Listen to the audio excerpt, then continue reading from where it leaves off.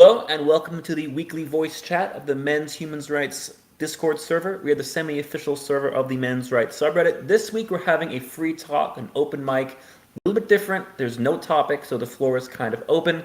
So any thoughts you have about the men's rights movement in general, this is the week to say anything you like. So a lot of people have been talking about the incel study that was posted on Reddit yesterday. And I'm going to post it in the text channel.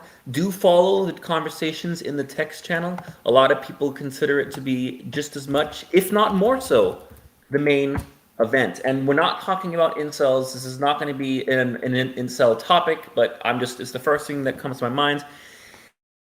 Is the way this article was framed was that if you disagree with feminism, then by default, you must be an incel. So that's the journal, that's the actual study, and then I'll post the Reddit link. I mean, they went to incel.is, which is a small incel board of like 15,000 people, which is small for a website, and they're acting as if this is some kind of global phenomenon. I mean, to me, that's not real science. So the fact that it got 20,000 or 35,000 upvotes on our science really attacks the credibility of the science subreddit. I just wanted to get that out. But again, this is an open mic day, free talk, so discuss whatever you like.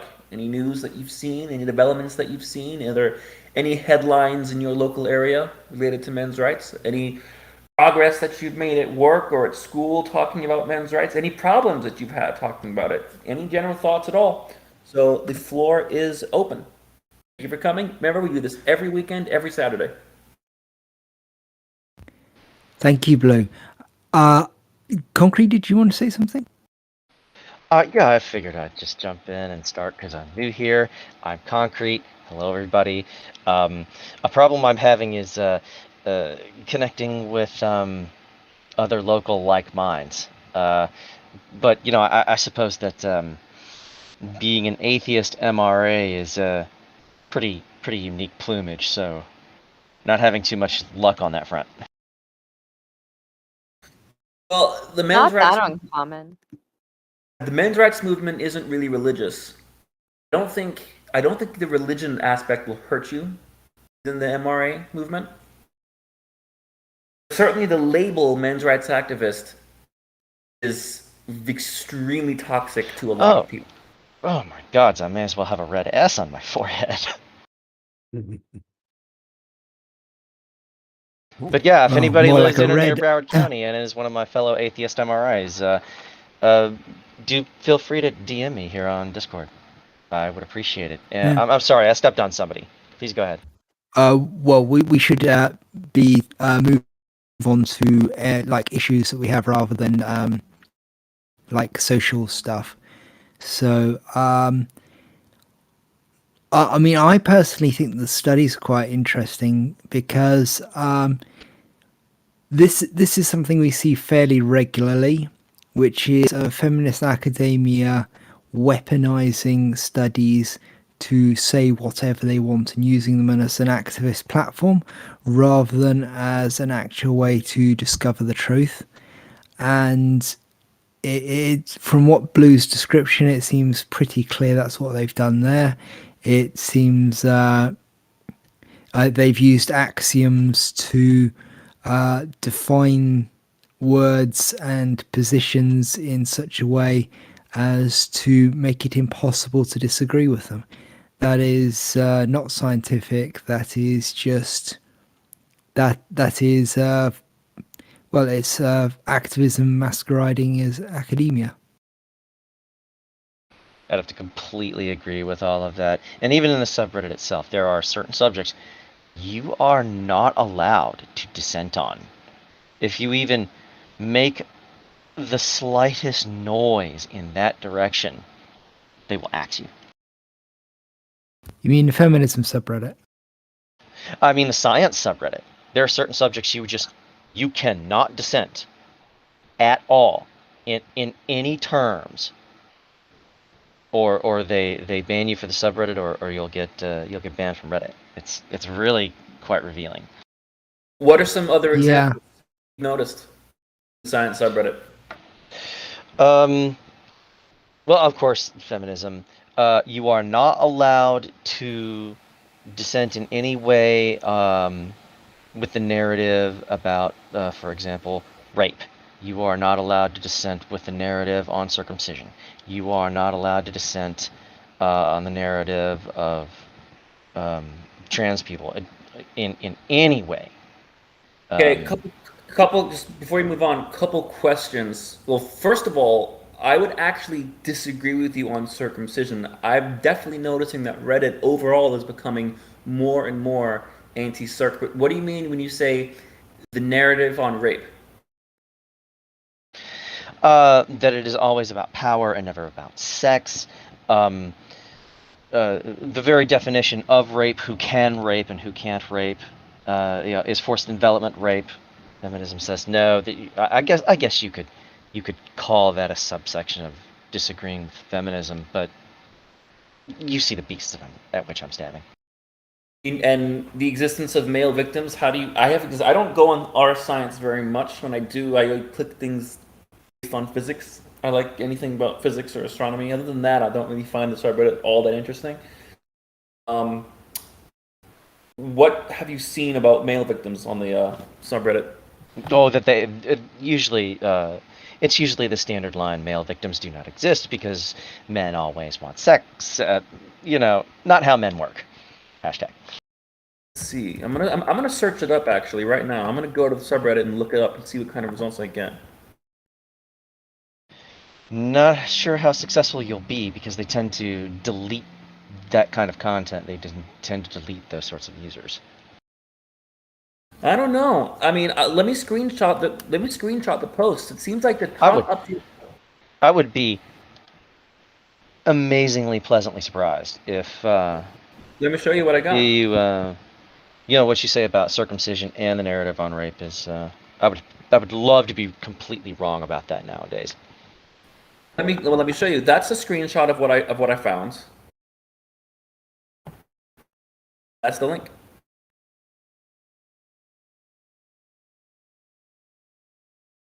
Seems to be literally about the very disparity you're talking about.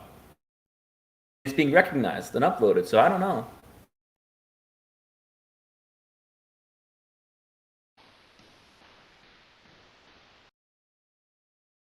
What's the line from the Emperor? An unexpected surprise, but a welcome one.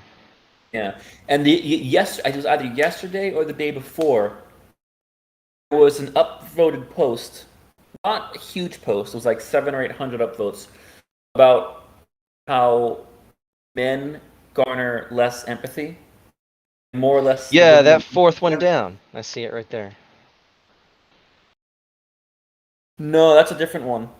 But that was from a year ago. There was a similar study posted yesterday or 2 days ago, and they got positive results.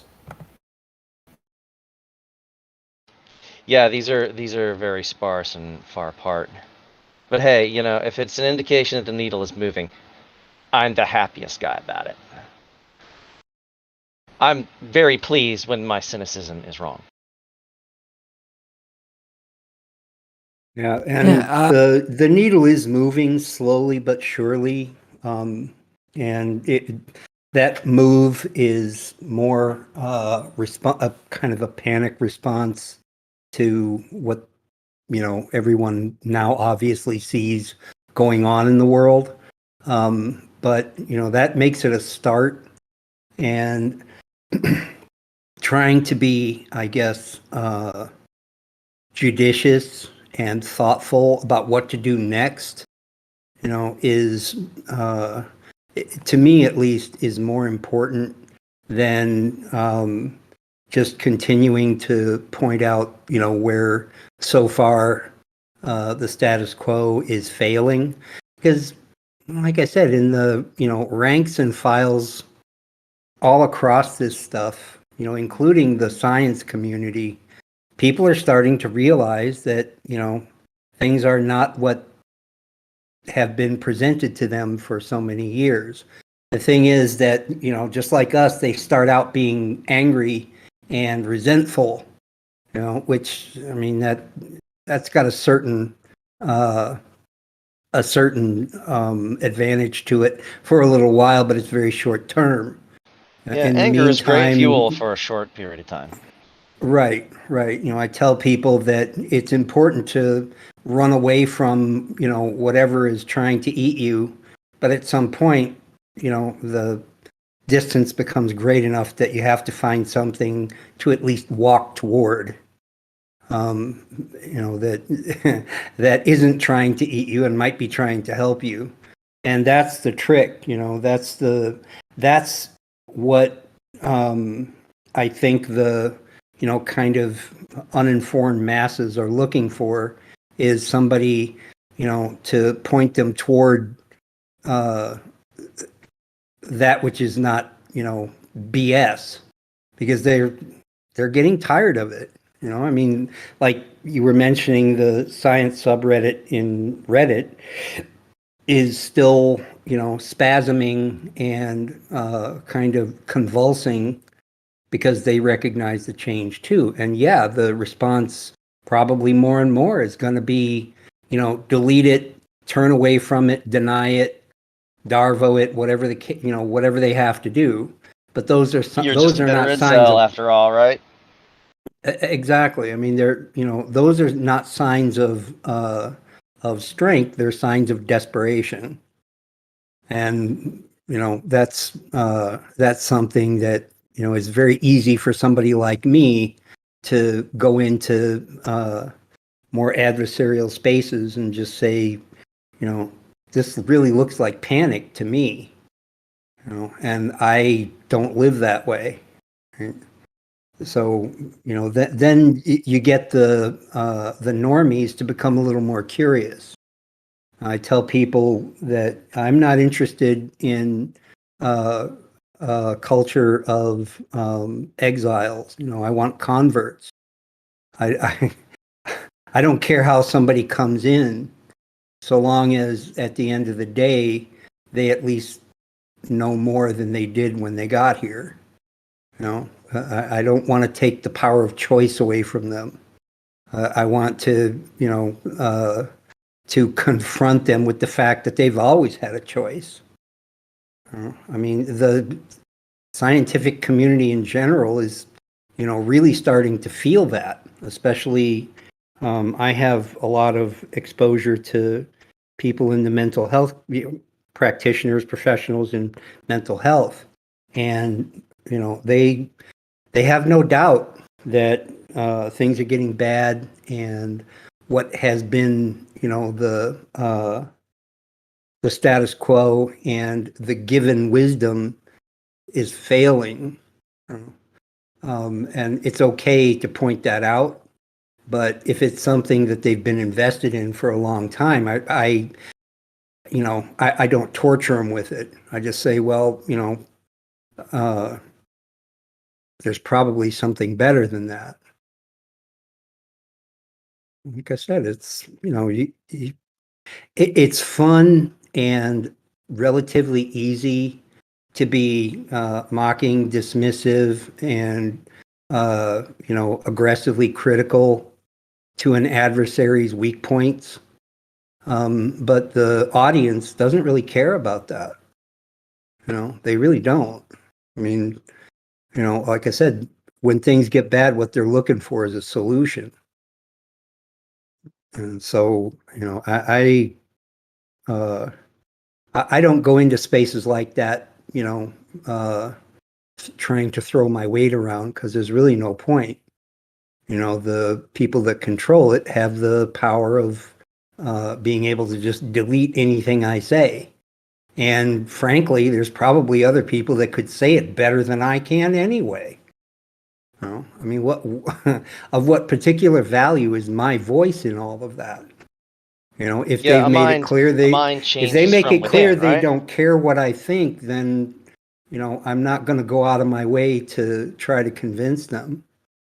But if to somebody else I can at least generate some curiosity, then I'm going to have a lot more luck creating a convert, you know, creating somebody that just does not want what those people have to offer.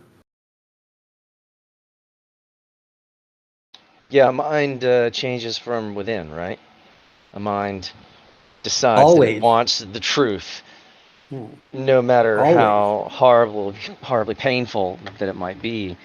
I was from a very young age encouraged by the appropriate people in my life to seek the truth and seek it courageously and care about it and the honesty that it requires. And nobody warned me that there would be deep psychological consequences to learning certain truths and certain combinations. But that's Yeah. a completely different discussion. You know, sorry, go on. Please go ahead. I wonder how much I agree with you when you say people want the truth. I think people like you and I want the truth. But the average person on the street, I think they're very comfortable with their comfortable little lies. They like to believe what they want to believe, and they don't really want to think about negative things, and they don't really want to believe that bad things happen to them. That's why I think some of the strongest defenders of circumcision are circumcised men. And I think Blows my mind. I think a large part of that is denial, because they don't want to believe that something terrible happened to them. So they'd rather convince themselves and rationalize with themselves that, oh no, it's fine. I don't have to think about it. It's not bad. Nothing bad happened. It's more comfortable. It's more convenient to not think about bad things. Yeah, I encourage anyone who thinks that circumcision is a good thing to go read the differing descriptions. We're live streaming to YouTube. I don't know how far I can go here. So you're going to say the different experience, the difference in the sexual experience. Yes, the difference in climax between circumcised and uncircumcised men. I felt like A, somebody was stalking me, and or was psychic, and B, the feeling, the horrible feeling that I experienced when reading the experiences of intact men was just, that weight in your heart that you walk around with after learning a truth that you don't like? Yeah, Yep. that was rough. Yeah, because I'm circumcised, and it kind of loops back to what you were saying about having been nurtured and developed by people that encouraged you to seek the truth. And the end point of that, though, is also being nurtured and prepared for the fact that most people are not brought up that way. And to be honest with you, You're I wasn't absolutely brought right. up that way. I wasn't. And regarding things like my circumcision and all the other traumas that I endured just trying to get from one end of my childhood to the other, there's a really strong impulse Who the fuck to is denial. And there's a really strong impulse to, I guess, like look for the silver lining and be positive, etc., and so forth. It's only after all of that falls apart and you go from blissful ignorance to to ignorant suffering to ignorant despair to, as you said, just my own internal decision to just go find out what the hell is going on. And then, I'm like, yeah, okay, I'll look for the truth and I'll stare into the abyss, and I don't really care what happens. But before I could do that, I had to lose everything, and not even want to be here anymore. So very fortunate to not have had to go that far down the rabbit hole, as it were. Ironically, though, those very people who encouraged me to seek the truth and seek it without fear, they now deeply resent me for the conclusions that I have reached across a great many subjects, not just men's rights. But again, that's in other discussion. words, In other words, they wanted you to find their truth. Exactly. Yeah. What get was that. being I honest get to that. my parents? Being honest to my parents was agreeing with them. Yeah. I get that all the time, and my parents passed away a long time ago. You know, really before, I got any real clue what was going on, they were already passed away. So, to be truthful, but, not necessarily kind to you, expect that to continue because it will. There will always be a class of people that are going to look at your level of honesty with yourself, you know, with revulsion, because it's terrifying. It's terrifying to the They don't kind want to of look at the person that, mirror. no, the They kind see of that I person have that I looked in the used to mirror. be. Yeah, I mean, that somebody like you back in the day, back when I was the first version of myself, I would look at you in fear, you know, because you were, you know, you would be exposing me to things that I couldn't tolerate, right? But that was because at the time, I was a little fragile, Let me right? ask what is potentially maybe a personal question. How old is everybody here? As specific or general as you'd like. I'm in my very late 40s. I'm going to be 62 in February. Rock on, rock on. I'm 29. I'm 20. I'm On now. also 29.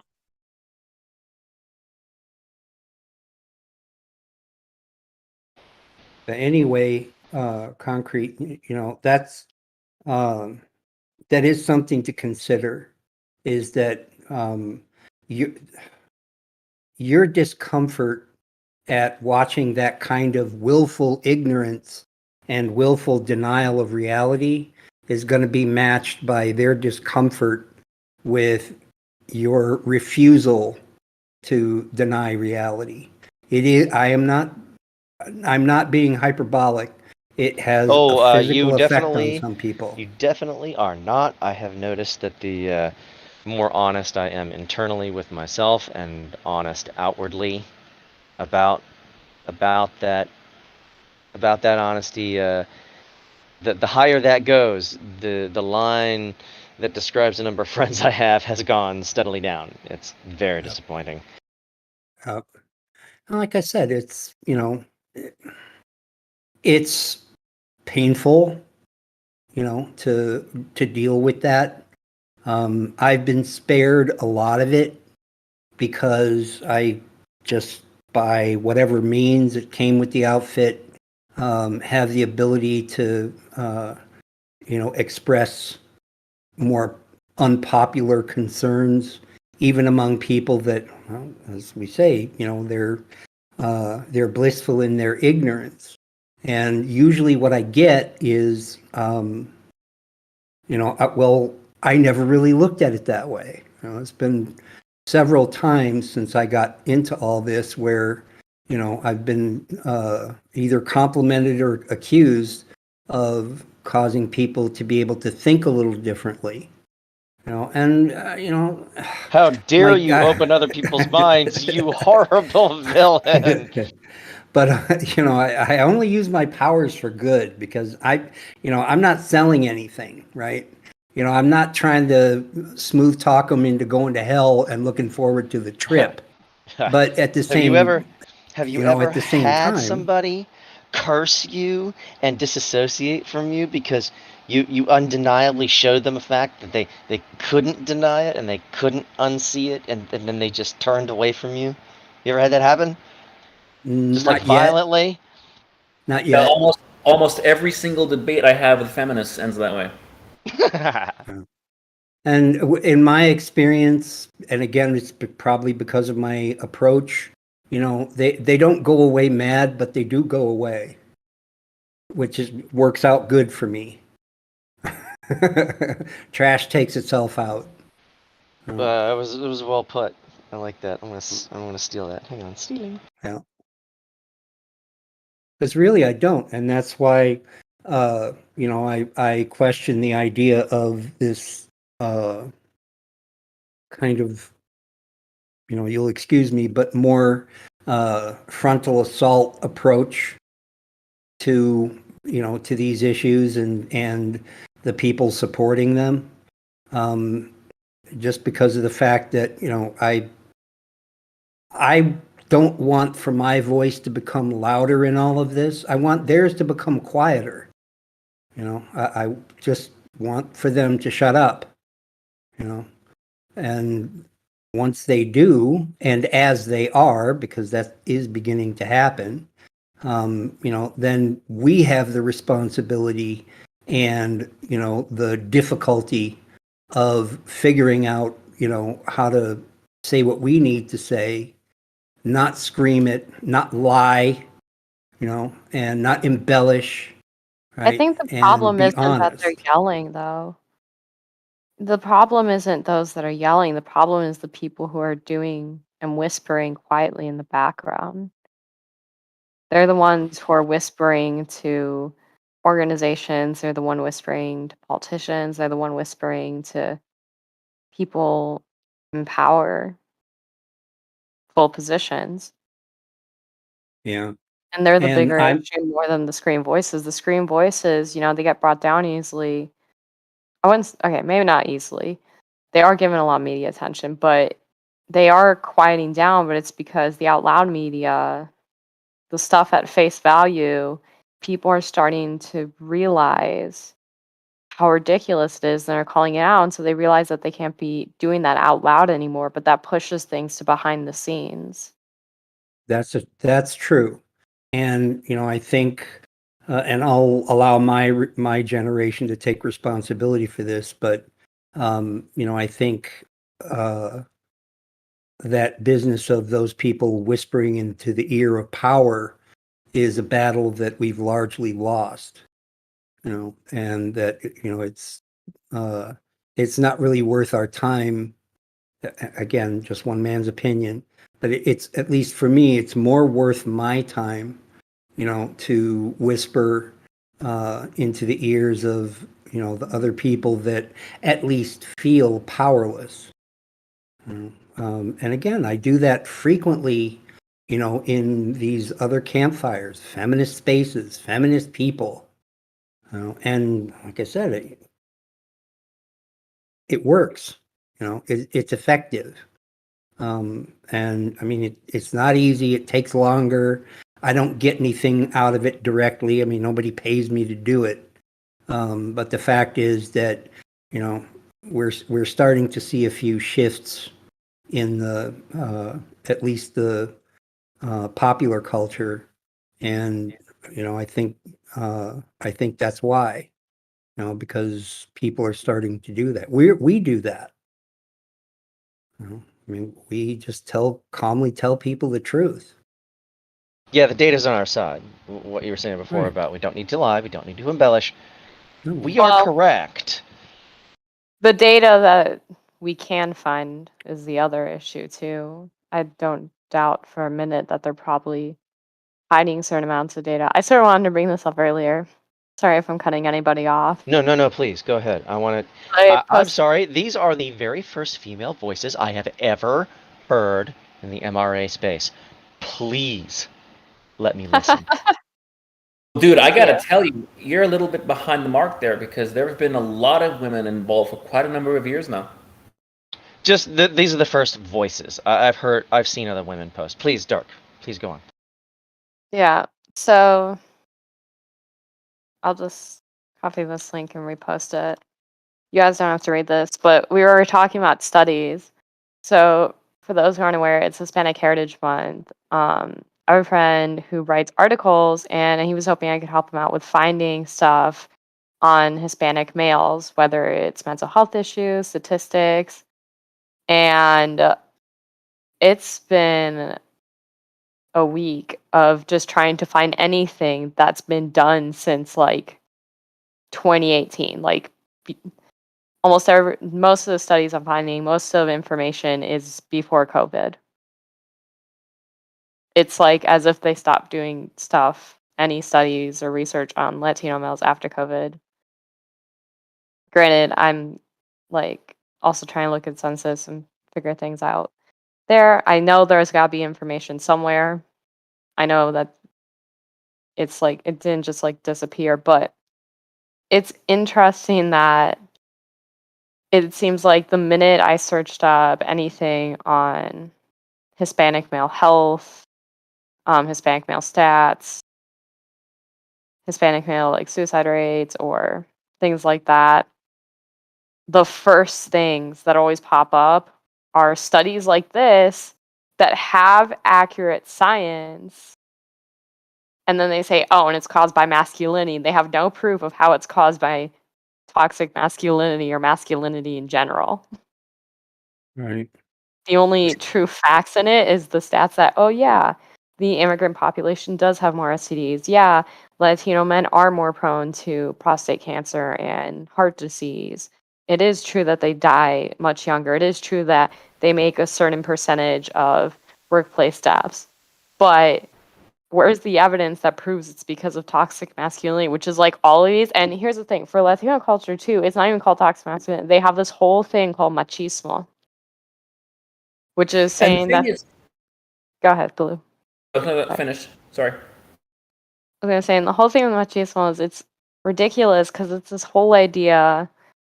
It's basically just Hispanic toxic masculinity, supposedly. It's this whole idea of, oh, there's this whole attitude that men have in the Hispanic culture, and they're supposed to abuse their wife, and they're supposed to, they're supposed to be like so masculine, like do everything. And it's like, no one points out the fact that, and they're coming out with helplines now, like lines you can call for machismo, supposedly. But no one wants to point out that the supposed quote unquote machismo culture basically came from Hispanic females.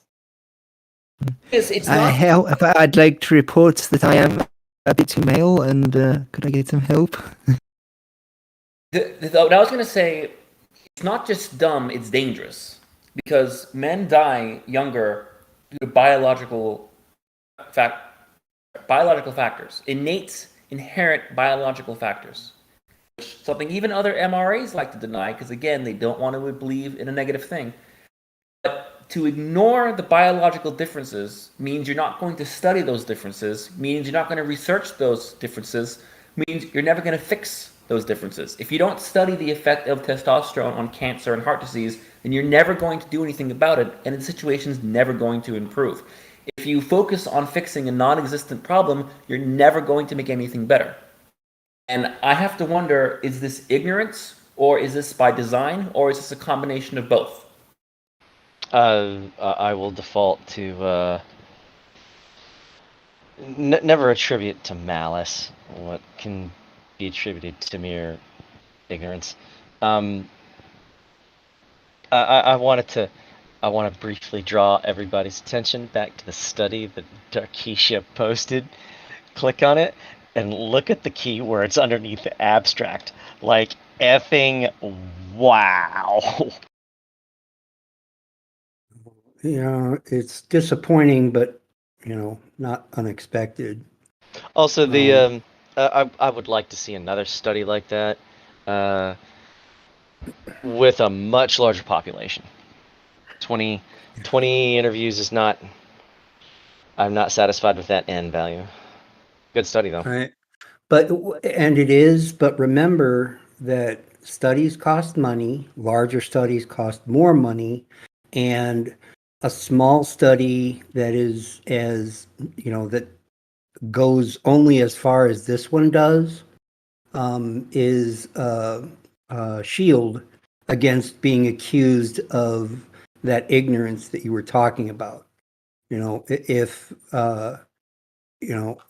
they say, well, more study is needed, but right now we have this, then from the academic perspective, for the time being, they're covered, right? We have a study. It says that Latino rural immigrants are in trouble, and it's because of machismo, toxic masculinity. uh, and they should stop that, right? And give us more money, and we'll do another study. You see what I mean? You can I completely do. avoid you can avoid attributing to malice, but it's unwise to never attribute anything to avarice, greed. There's definitely some malice against Yeah. them Oh, indirectly. sure. That's the Less- the old adage go. What's the answer to 99 out of 100 questions? It's money. What's the answer to the last question? It's sex. Yep. Yeah. So, like I say, Hey, you could separate it from just outright bald-faced malice, but there's definitely a lot of a leftist would call it perverse incentive to avoid looking at certain things, and a lot of it does have to do with money. The kind of answers that would come up with a really extensive and larger scale study would probably demonstrate that it's not toxic masculinity.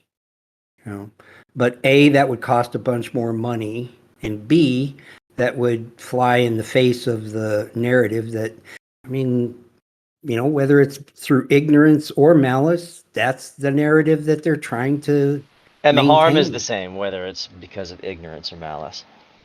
Pretty much. Hey, Yeah. let me suddenly shift gears. I don't do transitional material. Darkisha, could you please describe how did you come to realize the facts that brought you here with us? What was that process like? And after she's done, any other women here who would like to share that same question, I'm eager to listen. Okay. I'll answer, though probably everyone's here is tired of hearing that story all the time. um, Is there a fact Um, you prefer me read? how I got here. I grew up. I don't. I don't really know. It's interesting. So the way I always explain this is it's sort of a half and half. Half of it is the realization through the school system. Um, Males in the school system. I live in a big city. Won't specify where. And so in big cities, males in the school system are punished twice as harshly. There's so many higher expectations on them. There's so many like stereotypes which are passed through, which is funny for being city schools. They're like, no, we're so diverse and we're not stereotypical. They're the most stereotypical schools you'll ever go to. So stereotypical. It's all they do is stereotype all day long. If something happened, it has to be the guy did it. There's no such thing as the guy consenting at all in big city schools, big city public schools at all.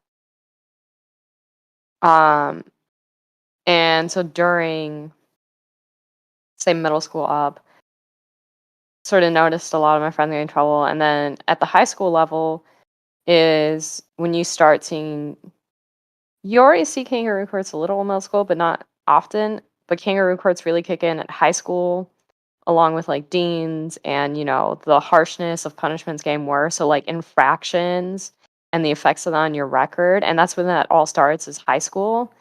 And so a lot of people around me, which I care about, started getting affected by this. They were getting infractions. They were getting falsely accused. One or two ended up in juvie on false accusations.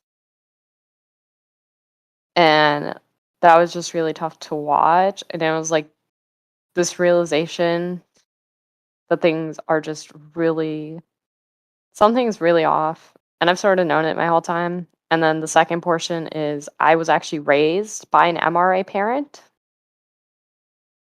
And a feminist parent. So my parents always tried to keep the house equal. They always reminded us about equality, boys and girls.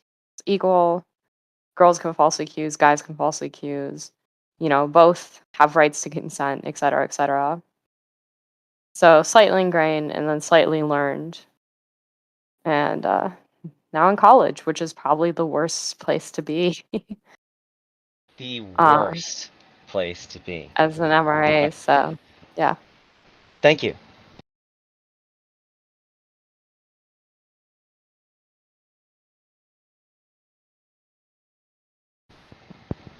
Kathleen, maybe?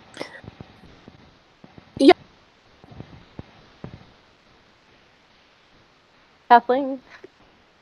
I don't think she realized she muted herself again. Sorry. Can you hear me? Yes, you're good. My story is honestly very similar, just probably from a more selfish perspective. When I was in university, I was studying biochemistry, molecular biology, and I realized on multiple occasions that my material had been chosen to give lectures and highlighted, even though it was less digestible than some of my male counterparts, just because having me be a speaker, like as a female, as a a pretty blonde, to go up there and talk was more palatable to the school. And there came a point where I was like, well, I know I can compete against people, but I'm not being given the opportunity because I'm winning by default. And that really got me interested in men's rights and male oppression, basically. Because, I was being given points just for participation. Made it, correct me if I'm wrong, but it sounds like it made it impossible for you to earn respect because it was being given. Yes, and it made it hard for me to know I was doing the best. I knew I could be the best if I was given the opportunity to be the best. And I feel like, they were saying, well, you don't even have the ability to be the best if they didn't let me compete, because it was just given to me. And then also, same thing, my dad was very, very prominent in my life. My mom died when I was younger. And I don't think my dad, says he's an MRA, but he very much is. And then I was just very close Doesn't with use him. the I had a label, great but father. takes all the same positions? Something like that? Yes. Yeah. Thank you. I appreciate that. Kathleen, I'm so sorry to hear about your mother. I didn't know that. Yeah, the pain of losing loved Oh, ones is it something was a we all long time understand. ago.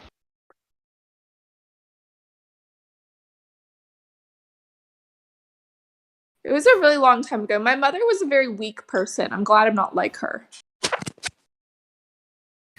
I've only Ouch, but lost. then again, I don't have very many positive things to say about my mother either, so I'll probably just stop talking right now. I've only lost the quote-unquote normal losses.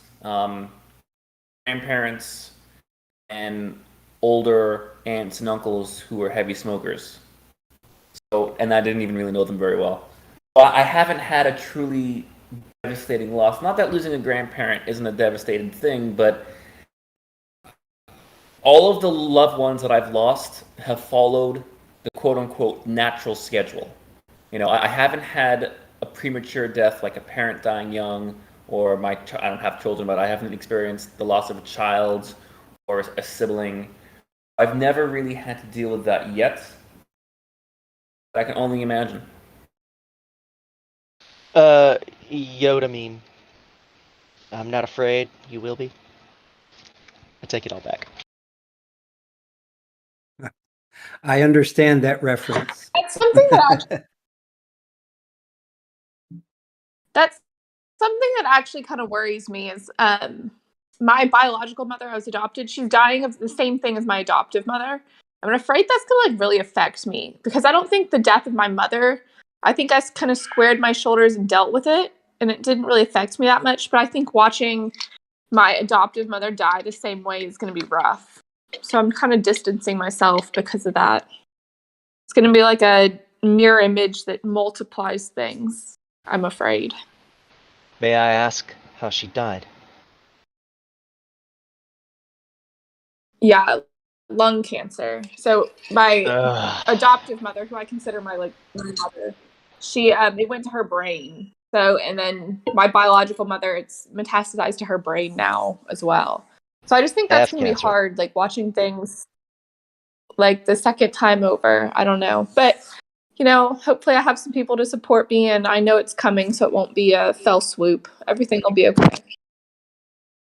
You can also like take breaks. You should spend time with the person as much as you can before they pass, but you can take breaks where you need to because it's something so hard that's happening for a second time.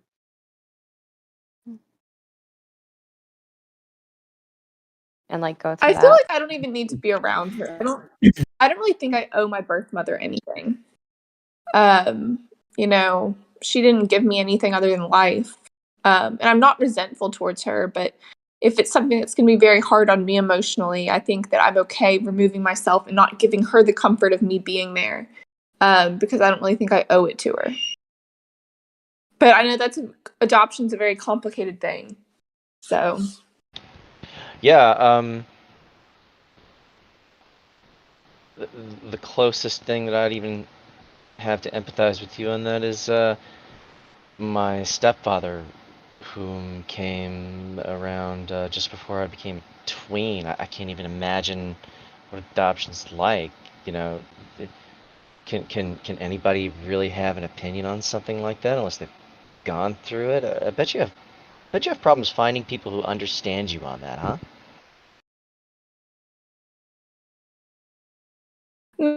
maybe I think other people think that there's a deeper connection to my birth parents than I have. Like when I was growing up, people were like, "Oh, do you want to find out who it is?" Everyone assumed I needed to.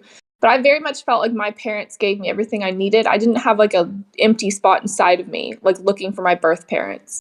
But I mean, that also kind of shows on the MRA front that my birth mother told me that he knew about me and he wouldn't claim me, but he says he had no idea she was pregnant with me. And he even asked her if she was pregnant, and she said no. And then he wasn't given any rights, and she told him that she got an abortion. So he has had no other biological children other than me, and has actually adopted a girl that's 2 years younger than me, which I think is probably very complicated also, and none of his family knows I exist. So that's like with the father's rights on MRA. Do you consider contacting him? Yeah, I've met with him once. I think that he really doesn't want to disturb his family balance. Like his two, well, I guess 3 adopted children, because 2 of them are from his wife, and then one of them was from a woman who it wasn't his child, but he ended up adopting the baby when they split up, which is the girl that's 2 years younger than me. Got it. But so I'm his only We should biological probably child. get back onto a topic that's more strongly related to our cause here, I think. Right. Perfect. That's I mean, to talk sidetracking about everything. fatherhood and stuff, yeah, sidetracking on a live stream is not a good idea. It's only slightly worse than silences. Like that one. And that one. Well, Got it. Okay, we started on a move. go ahead. Is oh. Richard on? No. Is Richard at the bottom? It seems he left. Oh, wait, he's here. Oh, okay, there's back. Maybe Richard can tell us his view on the incel article, since he self-identifies as an incel.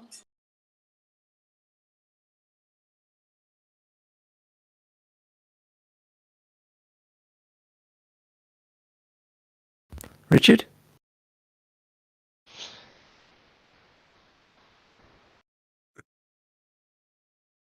Article doesn't was want to. I bad. can message him. He's typing in the chat. Typing in the He chat. I guess he doesn't want to talk.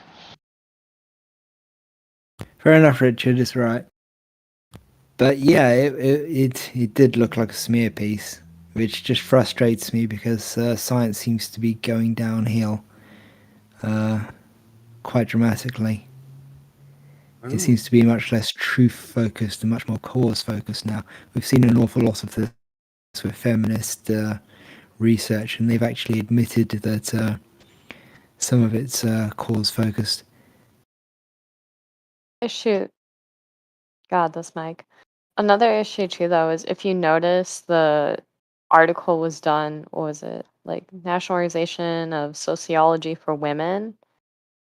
And sociology is important in terms of trying to understand humans as social animals. The problem is that the mix of gender studies and sociology is getting to such a point that it's muddling around in the world of science because it's trying to back itself with stats, but it's trying to like muddy the stats by saying, "Oh, but socially," and go to that. It's trying to make itself more factual than it really is. Yeah, like this article is at least proposing to be a qualitative study of an incel discussion board. An incel discussion board is likely to, Hello. not be very useful. Hello.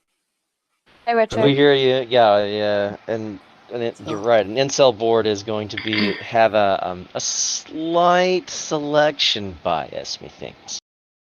Not really. Could you explain further, Richard?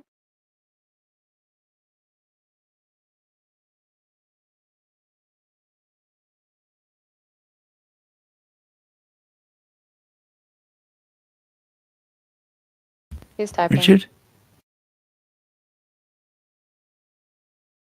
Yeah, I mean, I wouldn't have thought there'd even be a real ideology as such. It would more be like a bunch of self-help forums and a few angry misanthropes in the background. Most come from single mothers, and most have autism. Most have been abused or assaulted when they were kids. So the forum is like a support network for that. Wow, I resemble that.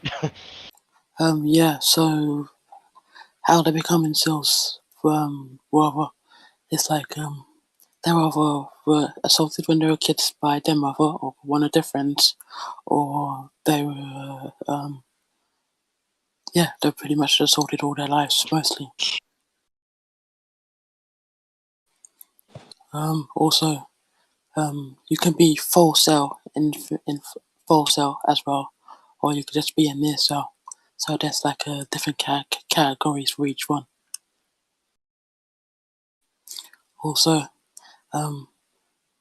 the incel community is not a movement, so people keep doing it as a movement, but it's not a movement, and there've been no attacks by self-proclaimed incels.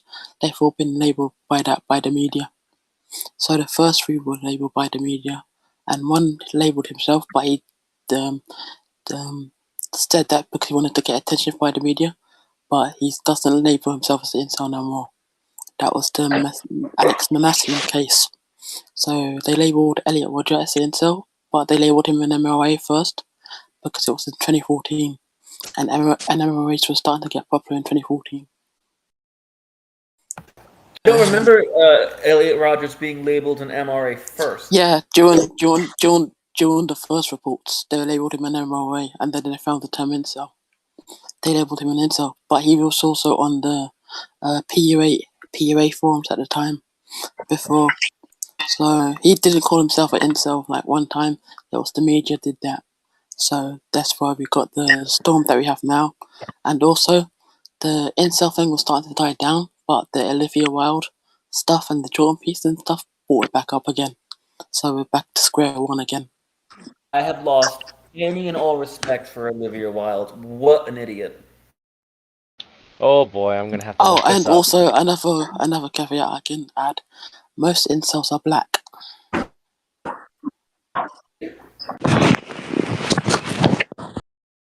That's the opposite. I didn't know that. That's interesting. Can people be careful with their mics, by the way?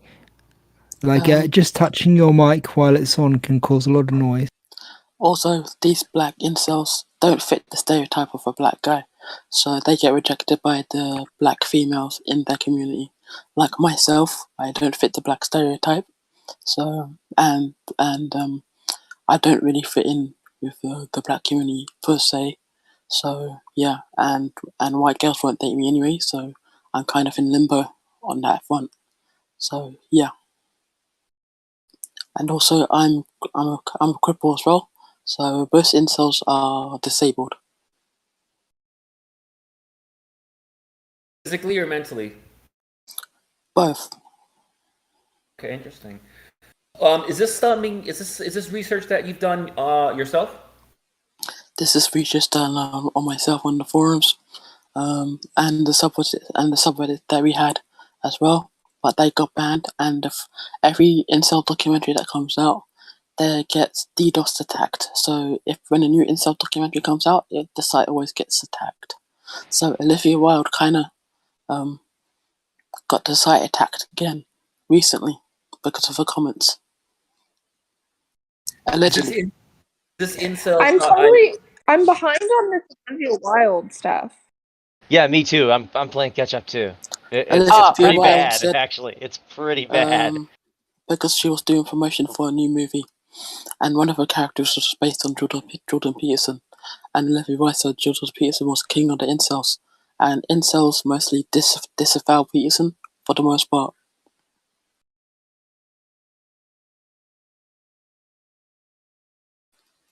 And also, I mean, it's a real sign of misandry when trying to help men, gets you mocked. I'm kind of on a limited time here, so also I've been in documentaries and podcasts as well. So just type in my name on YouTube and something should pop up.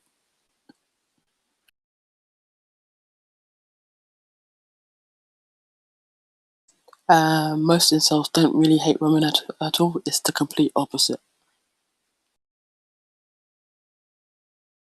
I mean, you would have thought that was obvious considering that they all want to be with women. Pretty much so, yeah. So they just want a relationship mostly. But since the 95 rule, the 95 rule is in effect at the moment. Well, most feminists in logic. And dating's pretty much dead at this point. So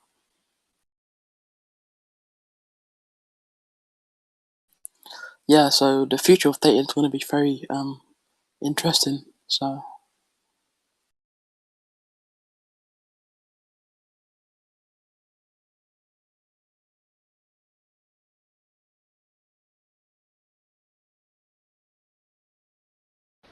It is unfortunate, but I must bow out. This has been a great conversation, everyone. Thank you for having me, and it was great speaking, and I hope everyone else has a great rest of their day. See you, Concrete. I'm heading out. I see ya. Yeah, that Thank sounds like you. a good time to call it. Dark, if you could take us out, please. Sure. Thank you, everyone, for coming to this week's Saturday chat that we have here. This is the Men Human Rights Discord server, semi-official Discord of the Men Human Rights subreddit. We are here every Saturday at 1:30 p.m. Central, which is 2:30 Eastern, which is about 7:30 UK time. We always love hearing you all talk, and if you ever want us to speak about certain topics, you can always message Men Are Human, Blue Orange, or myself. We're happy to abide, and we will see you all next week.